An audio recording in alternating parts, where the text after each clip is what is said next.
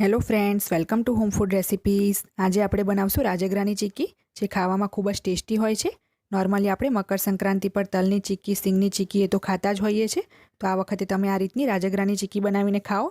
એને બનાવવી પણ ખૂબ જ ઇઝી છે। બસ રાજગરાને ફૂલાવવામાં તમારે વધારે ધ્યાન આપવું પડે છે। જો તમે સ્લો ફ્લેમ પર રાજગરો નાખશો તો એ ફૂલશે જ નહીં, અને ફાસ્ટ ફ્લેમ પર નાખશો તો એ ફૂલશે તો ખરો, પણ તરત જ બળી જશે। તો આપણે એને મીડિયમ ફ્લેમ પર જ ફૂલાવવાનો છે। તો આપણે જોઈ લઈએ માટેની સામગ્રી। રાજગરાની ચીક્કી બનાવવા માટે મેં અહીં લીધો છે અડધો કપ જેટલો રાજગરો। આ રીતનો ખસખસ જે રીતનું આવે છે એ રીતનો એ આવે છે, પોપી સીડ્સ જેવો। અને આ કાચો રાજગરો છે, તો આપણે એને ફૂલાવીશું।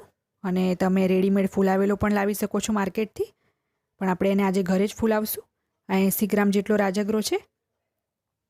આ મેં 1 કપ જેટલો ગોળ લીધો છે। તમે ચાહો તો 1 કપથી થોડો વધારે પણ ગોળ લઈ શકો છો, જો તમને ખૂબ જ મીઠી ચીક્કી જોઈતી હોય તો। આ 150 ગ્રામ જેટલો ગોળ લીધો છે।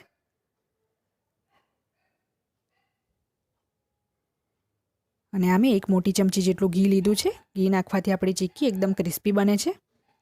તો મેં એક પેન ગરમ કરવા મૂકી દીધું હતું। પેન આપણે સરસ ગરમ કરવાનું છે। હવે આ પેનમાં આપણે 2 ચમચી જેટલો રાજગરો નાખશું। એકસાથે જ બધો રાજગરો નહીં ફૂલી શકે, કારણ કે એ ખૂબ જ ઉછળે છે। અને ગેસની ફ્લેમ મેં મીડિયમ રાખી છે। તો આ રીતે એને ચમચાથી હલાવતા જશો તો એની જાતે જ ફૂલી જશે। તો આ જુઓ, આપણો બધો જ રાજગરો સરસ ફૂલી ગયો છે। હવે આપણે આને એક પ્લેટમાં કાઢી લેશું। ફરીથી સેમ પેનમાં આપણે મીડિયમ ફ્લેમ પર 2 ચમચી જેટલો રાજગરો નાખશું। પેન એકદમ ગરમ હોવું જોઈએ, તો જ રાજગરો ફૂલશે। તો ચમચાથી એને આ રીતે હલાવતા રહેશું, એની જાતે જ ફૂલી જશે।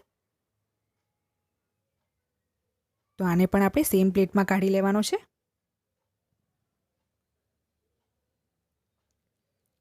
તો બાકીનો બધો પણ આપણે આ જ રીતે ફૂલાવી લેશું। તો તમે જોઈ શકો છો, મેં અડધો કપ જેટલો રાજગરો બધો જ ફૂલાવી લીધો છે। ખૂબ જ જલ્દી ફૂલી જાય છે। અને જે રાજગરો નથી ફૂલ્યો એને આપણે આ રીતની ગળણીથી ચાળી લેશું। મેં કાચના બાઉલની ઉપર આ ચાળણી મૂકી દીધી છે। તો થોડોક રાજગરો આપણે એમાં નાખશું અને ચાળી લેશું। રાજગરો બધો નથી ફૂલતો, થોડો ઘણો જે રહી ગયો છે એ નીચે નીકળી જશે।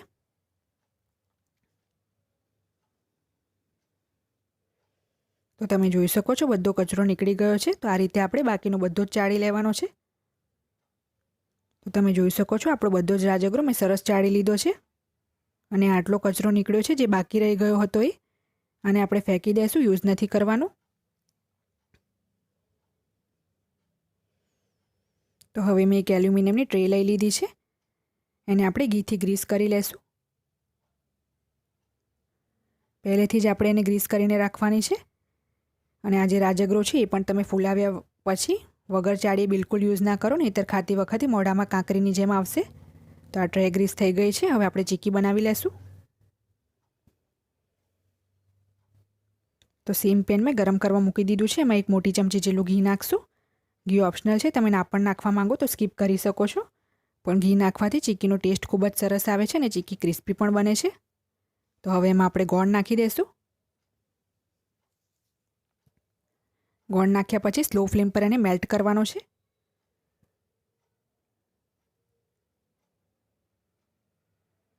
તો આપણો ગોળ સરસ મેલ્ટ થઈ ગયો છે। અને ઘણા લોકો ગોળ મેલ્ટ થઈ જાય પછી એમાં થોડુંક પાણી પણ નાખે છે, પણ પાણી નાખવાથી આપણી ચીક્કી ચવડ થઈ જશે।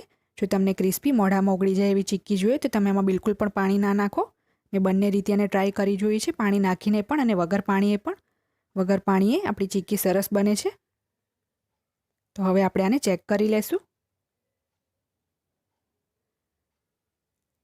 તો એને ચેક કરવા માટે આપણે એક વાડકીમાં પાણી લઈ લેશું અને એમાં આપણે 2-3 ટીપા જેટલા ગોળના નાખીને જોઈ લેવાનું છે।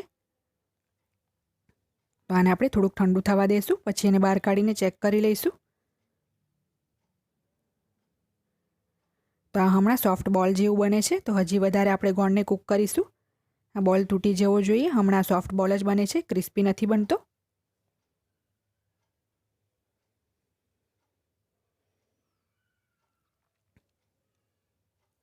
તો ફરીથી આપણે આને ચેક કરીશું। 2-3 ટીપા નાખીને થોડું ઠંડુ થવા દઈશું। ઠંડુ થાય પછી ચેક કરશું આપણે એને। ક્રિસ્પી થવું જ જોઈએ, તો જ આપણી ચીક્કી પરફેક્ટ બનશે।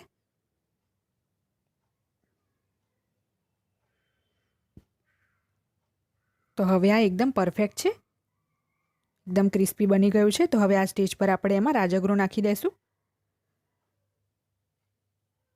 થોડો થોડો રાજગરો નાખતા જશું ને મિક્સ કરતા જશું. એકસાથે જ બધો રાજગરો એડ નથી કરવાનો.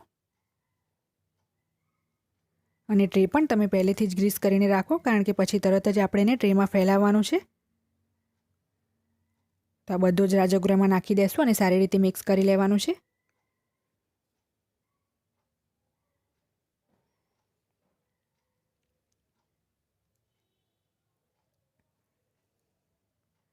તો આ બધો જ રાજગરો મેં નાખી દીધો છે. હવે આને મિક્સ કરી લેશું.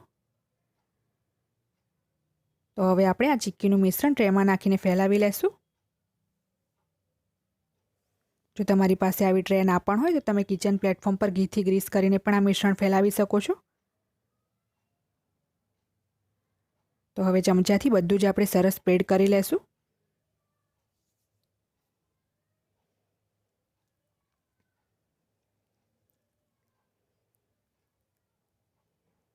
મેં એક સ્ટીલની વાટકી લઈ લીધી છે, આનાથી આપણે બધું ઇવનલી સ્પ્રેડ કરી લેશું.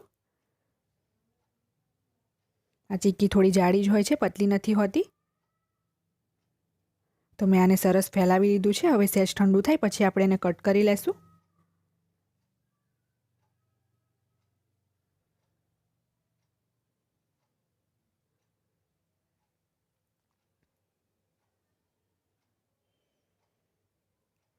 તો મેં બસ 1 મિનિટ માટે એને ઠંડુ થવા દીધું છે. અને આમે એક પિઝા કટર લઈ લીધું છે. તમે ચાકુ પણ યુઝ કરી શકો છો એને કટ કરવા માટે. તો હવે એને કટ કરી લેશું આ રીતે. તમે નાની મોટી જેવી સાઇઝ પસંદ હોય એવી તમે સાઇઝ રાખી શકો છો ચિક્કીની. અને આને આપણે એકદમ ઠંડુ પણ નથી થવા દેવાનું, સહેજ હુંફાળું હોય ને જેને કટ લગાવી દેવાનો છે. મેં મોટા ટુકડામાં કટ કર્યું છે આને. તો હવે આને સર્વ કરી લેશું. તો આ રીતે આપણે એની સાઈડ લૂઝ કરીશું તો એકદમ ઇઝીલી બહાર નીકળી જશે. તમે જોઈ શકો છો કેટલી સરસ બિલકુલ માર્કેટ જેવી ચિક્કી બની છે. અને ઠંડી થયા પછી જ એને બહાર કાઢવાની છે, ગરમમાં એ તૂટવા લાગે છે.